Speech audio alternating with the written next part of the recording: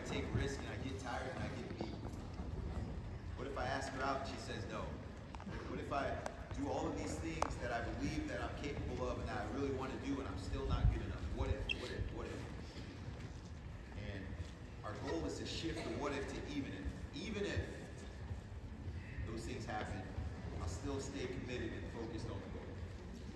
Even if I have a bad weight cut, I'm still capable of winning. Even if I forget my shoes, my headgear at home, I can still win the day.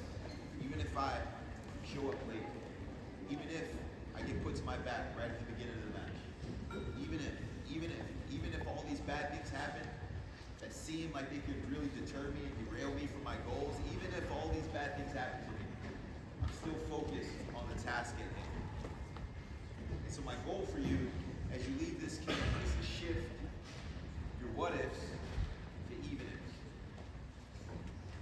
So no more what if this happens. And even if you have that thought process, what if this happens, you always have an answer. Even if that happens, you still have the ability to do these things in this way.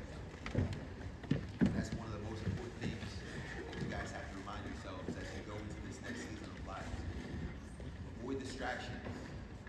Simple piece of advice someone gave me, they said, hang with the winners. Hang with the winners. Hang with the people that are living the lifestyle that you want to live. Someone that you admire. Look at the way that they interact with their families, with their parents. How do they treat their siblings? How do they do in school? How do they compete when they're out on the map? How do they talk? How do they treat people?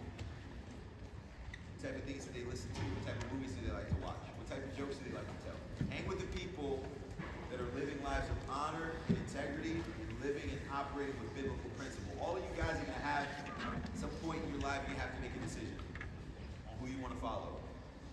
Right? So it can either be Jesus or it can be the crowd. And I think that Jesus' word for me has always been steady and true. And I've seen the evidence of what it looks like when it's done well. So that's why it was an easy decision for me. It took me a long time. I didn't start following God until I was 24 years old. 24. So you guys got a long time. I grew up in a household, we didn't go to church often. Sometimes we popped in to a service on a holiday. We had a Bible at the house that we kept on the coffee table, but that was primarily it. I didn't know what it was like to have a relationship with Jesus. I also was doing whatever my friends were doing. So whatever they did, I followed. A lot of them weren't doing the right things. But I didn't realize I had the capacity to be great when I was a kid. People ask me all the time, did you dream of being an Olympian when you were young? No, not really. Because no one from my neighborhood had ever been an Olympian. This is how old I am. This is before social media. Right? You couldn't pop on Twitter and Instagram and follow your favorite athletes. There wasn't YouTube. There wasn't Flow Wrestling. None of those things existed, so I couldn't follow my video technique. The only way you could follow wrestling when I was a kid was you had to be subscribed to a magazine. Amateur Wrestling News, Win Magazine, USA Wrestling. That was the only way that you could see who was who and what was happening. That was it. Internet didn't exist. Cell phones didn't exist. And so, for you guys, as you go through this process of deciding who you want to be and who you like to follow, remember that no matter where you are in life right now, how insignificant you feel, at some point, maybe years later, maybe soon, people are going to rely on you. Somebody's going to depend on you. So ask yourself, who you want to be for the people that need you most. So everyone in here is going to go on to be a father and a mother and a wife and a husband and a CEO and a leader, a pillar in their community. People are going to need you. They're going to rely on you. I know it doesn't feel like it, right? You might be insignificant in your peer group. You might be a small guy, unaccomplished, not who you want to be yet, but my advice to you is to start to prepare now for the person that you want to be years from now. Because it takes a lot of time to refine yourself in that process. Look at the people around you. 15 years from now, some of them will be around, others won't. Who are they going to be? Only you can answer that question. But I think that the wisest decision that I ever made was at 24 years old when I decided to follow Jesus. You know, when I told myself that I'm no longer going to live the standard that the world has set out for me. I'm going to live with my own peace and contentment and personal joy that I know no one can steal from me. And I know that Jesus offers me daily. And so that's one of the most important decisions I've ever made. Following Jesus, marrying my wife,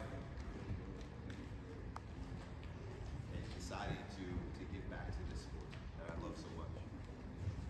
So this has been a fun journey for me. I love it. I love it. I hope you guys love it. If you don't love it yet, I hope you learn to love it. Because this sport's great. And winning's fun, of course. But also just being in something that's going to refine you and challenge you is awesome. Ask any of your parents. Ask your dads who probably wrestled when they were kids. If they had a chance to do it all over again, they would be like, absolutely. I would love to. I want to be in it. There's nothing like it. There's nothing like it. And so do it now while you have the chance. Your bodies are young, you're limber, you're fresh. You got a fresh perspective. You can control your destiny. Enjoy it. Take advantage of it. Don't squander it. Don't waste this time away. Don't waste these years away. You got plenty of time to eat all the food you want, play all the video games you want. Go out, hang out, have a good time. You got a very short period of time to really enjoy this. Life is easy. My kids at home, all they have to do, they got to be kind to each other. They got to work hard. And that's really it. Be kind, work hard. Be kind, work hard. Be respectful. You do those two things, you'll have a good life. You listen to your mom and dad, you'll have a good life. If you don't listen to mom and dad, then chaos. So those are my two pieces of advice to my kids all the time. Listen to mom and dad. Listen to us, you'll have a good life. We're only going to put you in a position to do things that are favorable for you. We're going to put you in a position to be successful, have a lifestyle that you want to lead, and also to be surrounded by people who are going to protect you from yourself.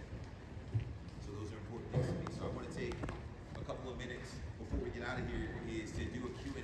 So if you guys have any questions for me in regards to wrestling, life, the Olympics, retirement, anything, food, nutrition, health, sports, you guys raise your hand, let me know. I'd love to answer to the best of my ability. Parents, you guys are welcome to join in too. So parents, if you guys have any questions, I'd love to answer them as well. So right here, please, yes, sir. Yep, you. Listen up, guys, listen up. I can't hear you, bro. How did I come to know Jesus? After the Olympics, 2012, I won the Olympic Games, and I still felt unfulfilled. I'm like, man, that's it. I remember just sitting, after I did the media whirlwind of going on talk shows and being on TV and showing everyone my medals, signing a bunch of autographs, I just sat in my apartment, like, just for me and my medal. Filled. I've got a chance to go to an FCA wrestling camp, actually. So 2012, so 12 years ago.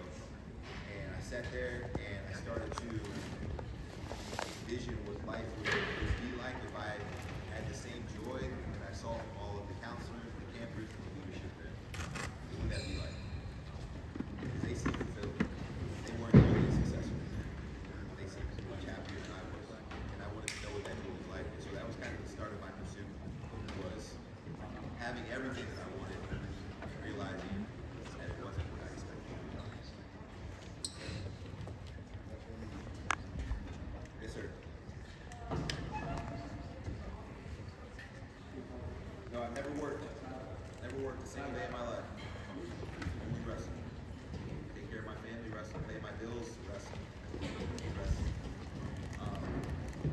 I'm blessed.